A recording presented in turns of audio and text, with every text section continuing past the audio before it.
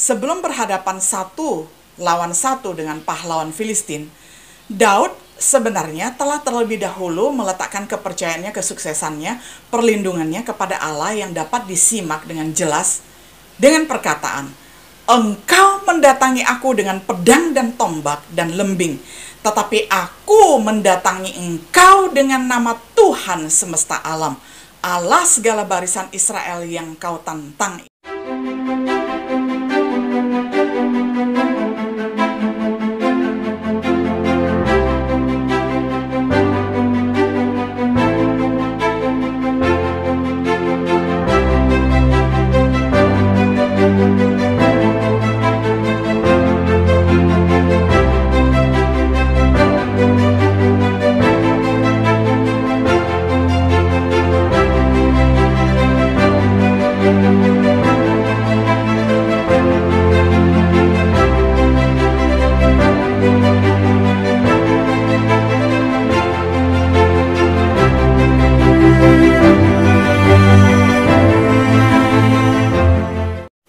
Shalom sahabat setia yang dikasihi oleh Tuhan. Jumpa lagi di dalam acara Renungan Sahabat Setia. Adapun tema kita pada hari ini adalah kelirumologi seputar cerita sekolah minggu. Saya akan membacakan firman Tuhan untuk kita semuanya dari Matius 18 ayat ke-6. Tetapi barang siapa menyesatkan salah satu dari anak-anak kecil ini yang percaya kepadaku, lebih baik baginya jika sebuah batu kilangan diikatkan pada lehernya lalu ditenggelamkan ke dalam laut. Ini adalah perkataan Tuhan Yesus sendiri ketika memperingatkan kepada para guru-guru ataupun kepada murid-muridnya pada waktu itu, jikalau mereka berani menyesatkan anak-anak kecil yang datang belajar kepada mereka. Dan saya yakin ini adalah firman Tuhan yang kekal, yang juga berlaku bagi kita pada saat ini. Bila saat ini kita sebagai guru atau sebagai dosen dan tidak belajar hati-hati untuk mengajarkan kebenaran-kebenaran itu kepada generasi muda yang dipercayakan kepada kita, maka akan ada konsekuensinya. Nah, oleh karena itu, dari pengalaman setelah saya mentraining para guru selama kurang lebih 30 tahun, saya mengharapkan tidak ada lagi menjumpai guru-guru yang salah mengajar, terutama guru-guru sekolah minggu ketika di gereja tidak belajar baik-baik dan kemudian ketika mengajar kepada murid-murid sekolah minggu banyak yang masih keliru. Jadi berharap melalui renungan pada hari ini kita akan petik beberapa pelajaran dan petik manfaat dari kelirumologi yang jangan pernah diulangi lagi di dalam cerita sekolah minggu. Yang pertama, kisah buah apel yang terlarang. Saudaraku yang dikasihi oleh Tuhan, ada guru sekolah minggu ketika mengajarkan tentang kejatuhan manusia, yakni Adam dan Hawa ke dalam dosa. Mereka mengatakan bahwa Adam dan Hawa dihukum oleh Tuhan karena memakan buah apel. Nah, bertahun-tahun ada murid sekolah minggu ketika menjadi dewasa akhirnya berjumpa dengan saya di dalam suatu kelas dan kemudian bertanya, "Bu, hari ini saya baru clear, hari ini saya baru jelas setelah saya membaca firman Tuhan sendiri berulang-ulang dan ibu sendiri mengkonfirmasi bahwa yang dimakan oleh Adam dan Hawa yang menyebabkan mereka jatuh ke dalam dosa itu bukanlah apel." Nah, bayangkan saudara, ada berapa banyak murid dan orang yang kita temui karena akibat guru sekolah minggu salah mengajarkan ajaran firman Tuhan itu kepada mereka sehingga seumur hidup mereka tidak berani makan buah apel hanya karena mengingat kisah Adam dan Hawa yang jatuh ke dalam dosa karena pernah diceritakan oleh gurunya bahwa mereka memakan buah apel. Saudara, mari kita lihat firman Tuhan di dalam Kejadian 2 ayat 9. Lalu Tuhan menumbuhkan berbagai-bagai pohon dari bumi yang menarik dan yang baik untuk dimakan buahnya, dan pohon kehidupan di tengah-tengah taman itu, serta pohon pengetahuan tentang yang baik dan yang jahat. Nah, lalu di dalam Kejadian 2 ayat 17, tetapi pohon pengetahuan tentang yang baik dan yang jahat itu, janganlah kau makan buahnya, sebab pada hari engkau memakannya, pastilah engkau mati. Nah, jadi saudara, ini peringatan bagi kita semua ketika kita menceritakan kisah ini kepada anak-anak sekolah minggu kita, jangan kita menambahi dan jangan kita mengurangi berita yang ada di dalam firman Tuhan. Jangan katakan itu buah semangka atau buah apel atau buah pir dan buah yang lain-lain, karena bagi anak-anak yang polos itu akan tertanam selama-lamanya. Lalu yang kedua, kisah asap yang bengkok dalam persembahan Kain. Nah, ada guru sekolah minggu yang tidak belajar firman Tuhan baik-baik sehingga dia mengarang-ngarang cerita ini, dan itu diingat oleh anak sepanjang hidup mereka, dan setelah dewasa mereka bertemu dengan saya baru mengkonfirmasi bahwa persembahan Kain ditolak oleh Tuhan bukan karena asapnya bengkok ketika naik ke langit. Nah, jadi ada guru sekolah minggu yang saking kreatifnya dalam tanda kutip tidak belajar baik-baik, malah menceritakan bahwa persembahan Kain ditolak oleh Allah selain karena dia mempersembahkan tanaman. Tuhan tidak suka kepada tanaman, Tuhan suka kepada lemak-lemak hewan, begitu ya. Nah, selain itu pula, maka asapnya naik ke langit dalam keadaan bengkok. Nah, ini sama sekali bukan ajaran Alkitab, saudara. Ini namanya ajaran mengada-ngada ya, ajaran mengarang kreatif ya, dan itu tidak diperbolehkan. Yang benar, mari kita lihat di dalam Ibrani 11 ayat 4. Karena iman, Habel telah mempersembahkan kepada Allah korban yang lebih baik daripada korban Kain. Dengan jalan itu ia memperoleh kesaksian kepadanya bahwa ia benar, karena Allah berkenan akan persembahannya itu, dan karena iman ia masih berbicara sesudah ia mati. Dan kemudian kita juga belajar dari 1 Yohanes 3 ayat 12. Bukan seperti Kain yang berasal dari si jahat dan yang membunuh adiknya. Dan apakah sebabnya ia membunuhnya? Sebab segala perbuatannya jahat dan perbuatan adiknya benar. Dan juga dari Yudas 11, celakalah mereka karena mereka mengikuti jalan yang ditempuh Kain, dan karena mereka oleh berbagai upah menceburkan diri ke dalam kesesatan Bileam, dan mereka binasa karena kedurhakaan seperti Korah. Saudaraku yang dikasihi oleh Tuhan, kita melihat bahkan bukan hanya guru sekolah minggu yang keliru mengajarkan, tetapi banyak pengkhotbah-pengkhotbah yang mengkhotbahkan bahwa Tuhan memang tidak menyukai persembahan berupa tumbuh-tumbuhan. Tuhan menyukai persembahan yang ada penumpahan darah dan sebagainya. Padahal kalau kita belajar firman Tuhan baik-baik, sebenarnya bukan masalah apa yang dipersembahkan, tetapi kalau kita cek beberapa ayat firman Tuhan ini, dikatakan bahwa pertama-tama, Kain itu pasti tidak beriman, karena yang dipuji di sini adalah Habel yang beriman. Lalu yang kedua, bukan masalah Kain mempersembahkan tanaman, lalu asapnya dibakar, lalu bengkok naik ke langit. Bukan begitu masalahnya, tetapi yang benar adalah Kain itu berasal dari si jahat. Jadi Tuhan sudah menolak pribadi Kain, maka persembahannya juga ditolak. Itu doktrin yang benar. Bukan karena Kain mempersembahkan tanaman, lalu akhirnya Tuhan tidak suka kepada Kain, seperti itu ya. Jadi memang pribadi Kain itu sendiri sudah tidak benar, jahat, iri hati, dan dia memukul adiknya setelah itu ya, saudara. Sudah terbukti sekali ya. Jadi dia ini adalah pemarah, dan kemudian dia juga adalah orang iri hati ketika melihat dirinya ditolak oleh Tuhan dan persembahannya juga tidak diindahkan oleh Tuhan. Akhirnya dia memukul adiknya sampai mati. Nah, disaksikan oleh kitab Ibrani bahwa karena iman, Habel telah mempersembahkan kepada Allah korban yang lebih baik daripada korban Kain. Jadi dari sini keseluruhan kita melihat bahwa persembahan Habel bukan hanya lebih baik, tetapi pribadinya juga baik karena dia beriman. Sedangkan Kain tidak beriman dan juga ditolak oleh Tuhan. Karena apa? Karena dia adalah seorang yang jahat dan dia iri hati. Jadi hati-hati saudara ketika kita merangkai cerita sekolah minggu kepada anak-anak sekolah minggu. Kita harus mengajarkan yang benar, bukan mengajarkan yang salah. Nah, saya berharap cerita yang salah seperti ini tidak diulang lagi. Lalu yang ketiga, kisah berapa pasang binatang yang ada di dalam Bahtera Nuh. Saudara, sering sekali yang diajarkan adalah bahwa Nuh hanya memasukkan sepasang saja binatang-binatang yang ada di muka bumi ini ketika air bah akan melanda, supaya selamatlah hidup orang yang percaya, yakni satu keluarganya Nuh dan para binatang yang masuk ke bahtera. Nah, itu ajaran yang kurang lengkap, saudara. Mestinya kita mengajarkan yang lengkap ya, seperti yang dicatat di dalam Kejadian 7 ayat 1-12.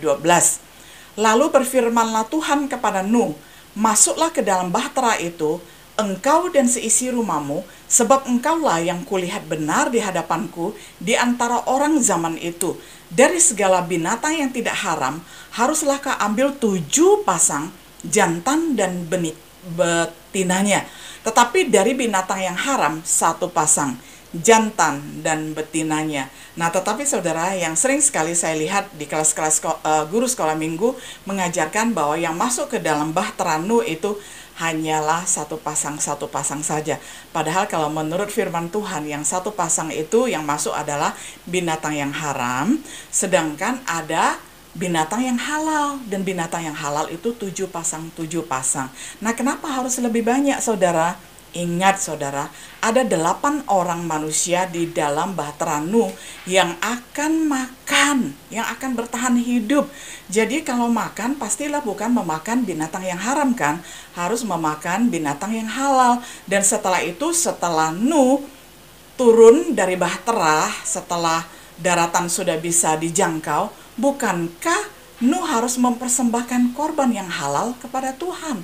Nah, itu harus diingat, saudara, karena selama ini saya melihat jarang sekali ada cerita yang lengkap ya. Nah, jadi kita mesti mengangkat kisah yang lengkap, jangan hanya mengajarkan kepada anak-anak bahwa yang masuk ke dalam bahtera Nuh adalah 8 orang, yakni keluarga Nuh, dan 1 pasang hewan saja. Itu tidak lengkap, saudara. Nah, yang selanjutnya, kisah yang keempat adalah kisah Yunus di perut ikan paus. Wah, saudara, mentang-mentang ikan pausnya besar, jadi guru pun bercerita kebablasan ya. Padahal Alkitab tidak pernah menceritakan bahwa Yunus itu masuk ke dalam perut ikan paus. Nah, mari kita membaca firman Tuhan dari Yunus 1 ayat 17. Maka atas penentuan Tuhan, datanglah seekor ikan besar yang menelan Yunus. Dan Yunus tinggal di dalam perut ikan itu 3 hari 3 malam lamanya. Saudara, di sini firman Tuhan mengatakan apa? Ikan paus? Bukan. Apalagi ikan teri ya. Kalau ikan teri kita makan enak ya. Nah, bukan ikan teri dan ikan paus, melainkan ikan besar. Nah, ikan besar ini namanya apa? Tidak tahu ya. Kalau Alkitab tidak beritahu kepada kita, jangan kita mengarang-arang. Katakan saja ikan besar ya, nggak masalah. Kalau mereka tanya apakah itu ikan besar dengan nama macam-macam, ya kita mengatakan Alkitab tidak memberitahukan kepada kita ikan apa namanya, tetapi yang jelas itu adalah ikan yang besar sekali sehingga bisa menelan Yunus. Dan kemudian setelah Yunus bertobat, maka ikan besar itu memuntahkannya ke pantai. Itu kisah yang keempat ya. Yang kelima, kisah 3 orang Majus. Coba perhatikan gambarnya. Orang Majus datang bersama gembala menjumpai Yesus yang waktu itu baru dilahirkan di Bethlehem. Tentu saja ini adalah gambar yang salah dan kisah yang salah. Harusnya adalah kita baca dari Matius 2 ayat 1 dan Matius 2 ayat 11. Sesudah Yesus dilahirkan di Bethlehem, di tanah Yudea, pada zaman Raja Herodes, datanglah orang-orang Majus dari timur ke Yerusalem. Maka masuklah mereka ke dalam rumah itu dan melihat anak itu bersama Maria ibunya, lalu sujud menyembah dia. Mereka pun membuka tempat harta bendanya dan mempersembahkan persembahan kepadanya, yaitu emas, kemenyan, dan mur. Saudara perhatikan bahwa setelah Yesus dilahirkan di Bethlehem, memang orang Majus dari timur itu berangkat.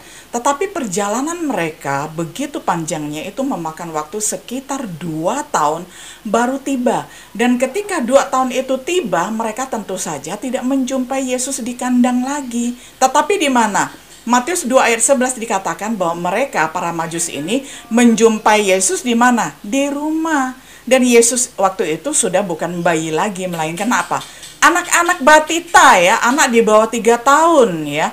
Dan kemudian ketika Herodes mengamuk dan membunuh anak, itu juga membunuh anak di bawah 2 tahun. Nah, artinya apa? Artinya Banyak sekali ayat firman Tuhan yang menguatkan bahwa para Majus ini selain bukan hanya 3 orang saja ya, tetapi juga dia tidak berjumpa dengan Yesus di kandang, melainkan di rumah ketika Yesus sudah kanak-kanak berumur 2 tahunan ya, karena perjalanan mereka begitu jauh ya, dari timur menuju ke tempat Yesus ada ya, dan waktu itu dijumpai, waktu itu ada di dalam rumah, bukan di kandang lagi.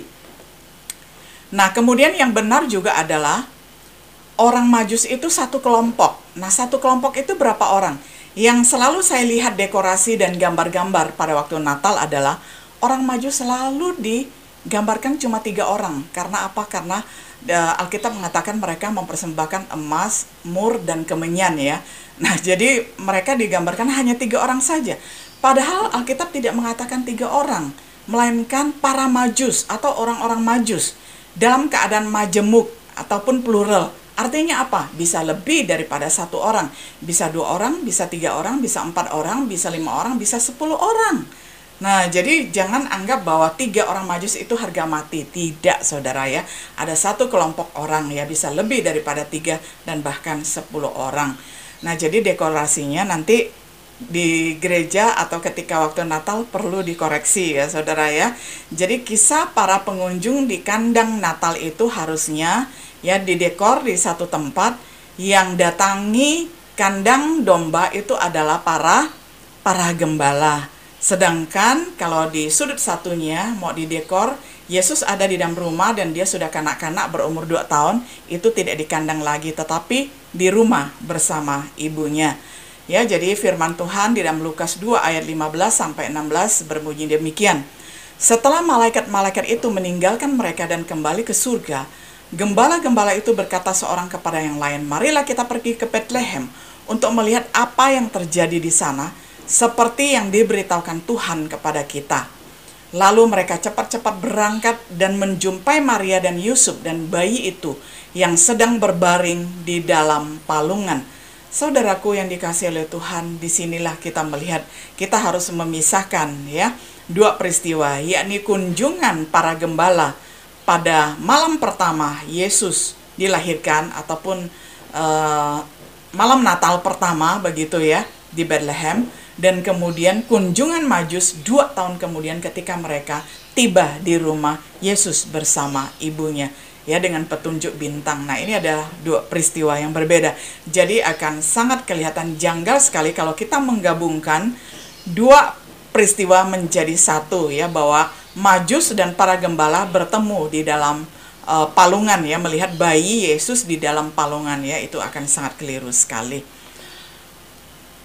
Ya, ini gambar kalau sudah dipisahkan ya. Jadi Yesus di dalam palungan itu dijumpai oleh para gembala. Yang ketujuh, kisah Daniel di dapur api. Sejak kapan Daniel pernah masuk ke dalam dapur api, saudara? Tidak pernah ya, ini kekeliruan ya. Jadi Daniel tidak pernah dimasukkan oleh Nebukadnezar ke dalam dapur api. Yang ada adalah Daniel masuk ke gua singa. Nah, siapa yang masuk ke dapur api? Daniel CS, artinya siapa? Artinya CS-CS-nya Daniel, teman-temannya Daniel, 3 orang saja, SMA, yakni Sadrak, Mesak, dan Abednego ya. Saya bacakan firman Tuhan untuk kita semua dari Daniel 3 ayat 16 sampai 18. Lalu Sadrak, Mesak, Abednego menjawab Raja Nebukadnezar, "Tidak ada gunanya kami memberi jawab kepada tuanku dalam hal ini. Jika Allah kami yang kami puja sanggup melepaskan kami, maka ia akan melepaskan kami dari perapian yang menyala-nyala itu dan dari dalam tanganmu, ya Raja.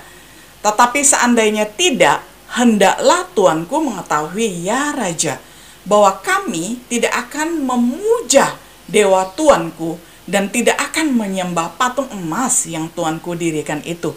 Jadi jelas disebutkan di sini Sadrak, Mesak, Abednego, bisa disingkat SMA ya, yang masuk ke dalam dapur api. Nah, lalu Nebukadnezar dari luar ya terkagum-kagum dan takjub karena melihat 3 temannya Daniel ini masuk ke dapur api, tetapi yang nampak adalah 4 orang, dan orang keempat itu dikatakan mukanya itu bagaikan anak dewa. Nah, tentu saja itu adalah malaikat kalau di dalam pandangan kita ataupun pandangan Alkitab, tetapi bagi Nebukadnezar yang tidak mengenal Tuhan dan tidak mengenal malaikat, dia mengatakan wajah orang keempat itu bagaikan anak dewa, ya. Nah, itu adalah kesaksian yang luar biasa, ya. Jadi jangan sampai keliru lagi ya menceritakan bahwa Daniel masuk ke dapur api. Daniel tidak masuk ke dapur api, tetapi Daniel sendiri masuk ke gua singa dengan kisah yang lain, ya. Jangan dicampur adukan. Nah, yang kedelapan, kelirumologi, ya, cerita dunia sekolah minggu yang kedelapan sebenarnya banyak, tapi dalam kesempatan ini saya hanya membawakan 8 saja. Kisah batu umban Daud yang dihantar oleh malaikat tiba menancap di dahi Goliat. Saudara, kisah ini sangat terkenal, ya, dan Alkitab mencatat di dalam Alkitab yang ditulis oleh Nabi Samuel bahwa dengan keterampilan yang luar biasa, Daud dengan alih-alihnya dapat memukul roboh Goliat, ya, dengan batu alih-alihnya yang nancap di dahi. Nah, tetapi sekarang banyak orang yang mengarang kreatif, mengarang bebas, ya. Banyak beredar, ya, secara online gambar-gambar bahwa Daud, ya, ketika melempar alih-alihnya batu kali itu dengan alih-alihnya, lalu ada gambar malaikat, ya, yang menancapkan, menghantarkan batu umban itu, ya, ke dahinya Goliat.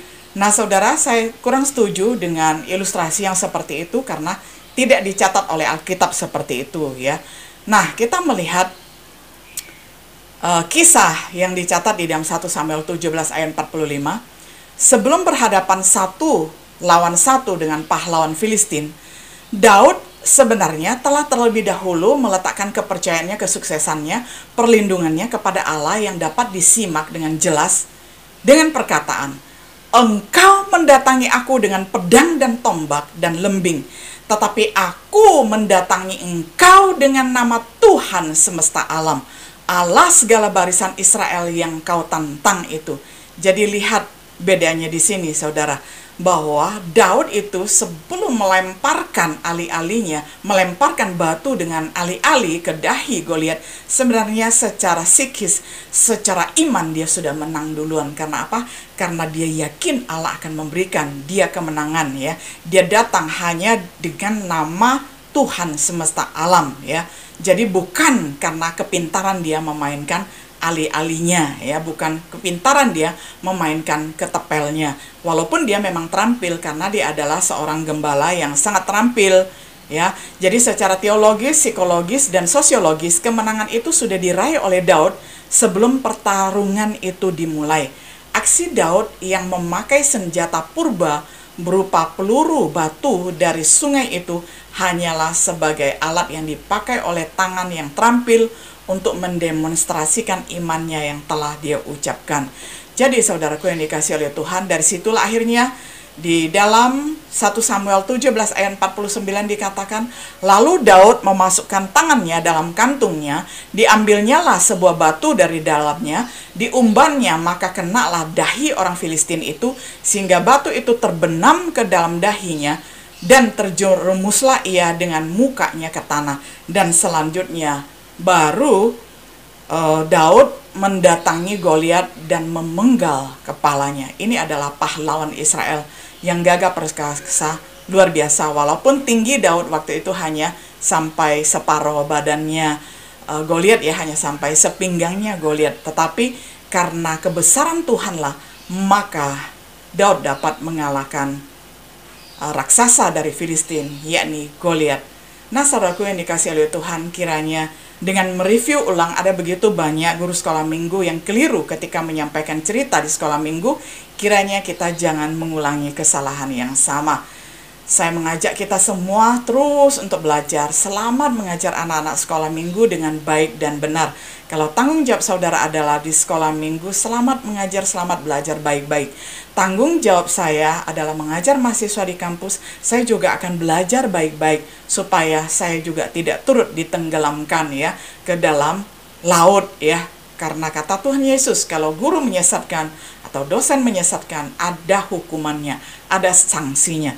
Nah, kiranya kita semakin hari semakin mencintai firman Tuhan, sehingga setiap apa yang kita pelajari, kita yakin betul-betul ya, kita tidak salah mengajarkan kepada murid-murid kita yang akan berdampak seumur hidup mereka. Nah, kiranya Tuhan menolong semua kita untuk dapat melakukan firman-Nya dengan baik dan benar dan selamat melayani. Dan kesempatan melayani ini, saudara, adalah anugerah bagi saya dan anugerah bagi kita semuanya. Selamat mempersiapkan diri dan selamat mengajar, selamat melayani dimanapun Tuhan utus. Shalom.